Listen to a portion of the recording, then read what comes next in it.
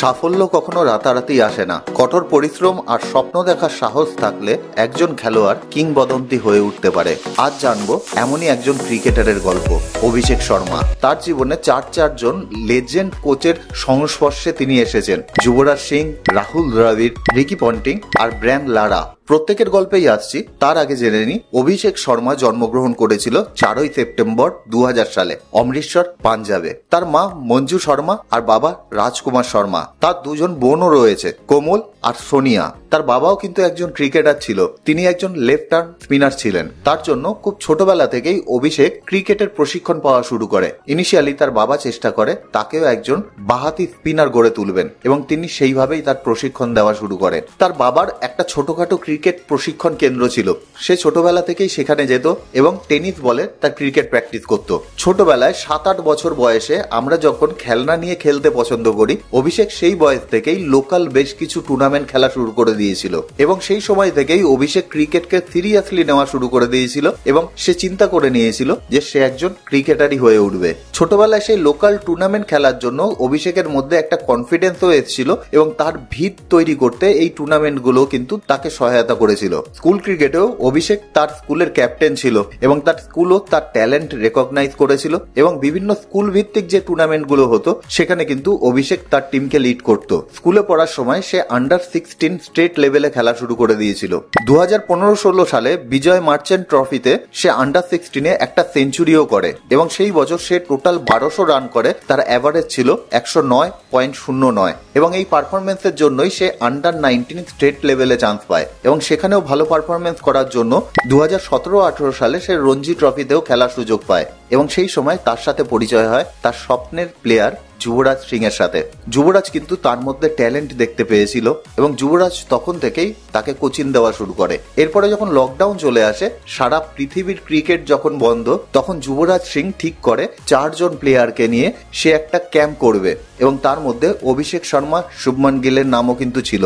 4 জন প্লেয়ারকে যুবরাজ তার বাড়িতে ডাকে এবং সেখানে 4 জনকে নিয়ে গ্রুমিং করানো হয় এবং অভিষেক নিজেও বলে তার এই ক্রিকেটার হওয়ার পেছনে যুবরাজ সিং এর যে অবদান সেটা সে কোনোদিনই অস্বীকার করতে পারবে না। এবং শুধুমাত্র যুবরাজ সিং নয়, যুবরাজ সিং এর বাবা যোগরাজ সিংও হেল্প করে যাতে অভিষেক একজন ভালো প্লেয়ার হয়ে উঠতে পারে। এবং তখন থেকে আজ পর্যন্ত অভিষেক শর্মার সাথে যুবরাজ সিং এর কিন্তু একটা গভীর সম্পর্ক রয়েছে। আজও পর্যন্ত কোনো ধরনের কোনো সমস্যা হলে সে কিন্তু যুবরাজ সিংকে ফোন করে এবং তার কাছ থেকে সহায়তা নেয় এবং অভিষেকও যদি কোনো ধরনের কোনো ভুল করে তাহলেও কিন্তু যুবরাজ সিং তাকে ছেড়ে দেয় না। তাকে নিজের ভাইয়ের মতন মনে করে দুটো বকুনিও কিন্তু সে দিয়ে দেয়। এরপরে অভিষেক 18-19 বিজয় হাজারে ট্রফিতে খেলে।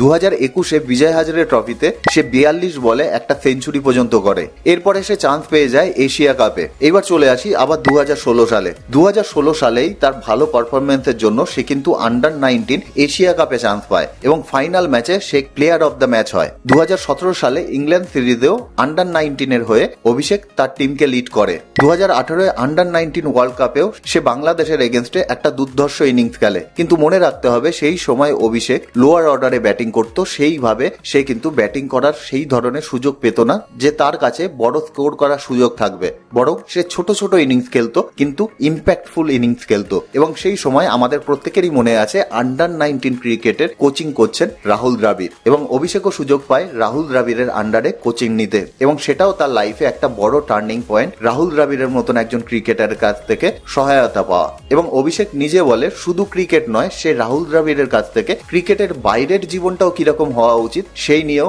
রাহুল দ্রাবিড়ের পরামর্শ সে কিন্তু পেয়েছিল। এরপরে 2018 সালে দিল্লি ক্যাপিটাল, সেই সময় দিল্লি ডেভিলিয়ার্স নাম ছিল, তাকে 5.5 মিলিয়নে নিজেদের দলে নেয়। প্রথম 11টি ম্যাচে সে খেলার কোনো ধরনের কোনো সুযোগ পায়নি, কিন্তু 11 নম্বর ম্যাচের পরে সে যখন সুযোগ পেল খেলার, সেই সময় সে 19 বলে 46 রানের একটা দুর্ধর্ষ ইনিংস খেলে এবং অভিষেক নিজেও বলে আইপিএল এর সেই ইনিংসের পর সে একটা কনফিডেন্স পেয়েছিল। সে নিজে বুঝতে পেরেছিল যে এই লেভেলেও সে খেলতে সক্ষম। এরপরে বাকি কিছু ম্যাচ অভিষেক খেললেও সেই ধরনের পারফরমেন্স কিন্তু অভিষেক করতে পারেনি। এরপরে 2019 সালে দিল্লি ডেভিলিয়ার্স তাকে ছেড়ে দেয় এবং সানরাইজার্স তাকে তাদের দলে নেয়। প্রথম 2 বছর 2019 এবং 2020 সালে অভিষেক সেরকম কোনো পারফরমেন্স করতে পারেনি।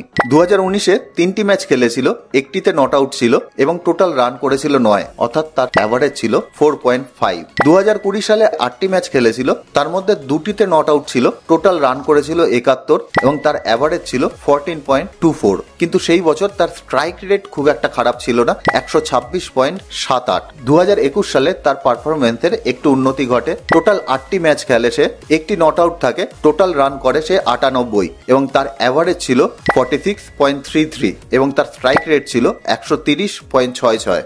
এরপরে অভিষেক সুযোগ পায় ওপরের দিকে খেলার এবং 2022-এ সে টোটাল 14টি ম্যাচ খেলে, 426 রান করে, অ্যাভারেজ ছিল 30.42, স্ট্রাইক রেট 133.12। 2023-এও টোটাল 11টি ম্যাচ সে খেলে, 226 রান করে, অ্যাভারেজ ছিল 20.54, স্ট্রাইক রেট 143.94। 2024-এর সিজন তার জন্য কিন্তু খুবই ভালো যায়। টোটাল 16টি ম্যাচ সে খেলে, টোটাল রান করে 484 এবং তার অ্যাভারেজ ছিল 32.26 এবং স্ট্রাইক রেট ছিল 204.21।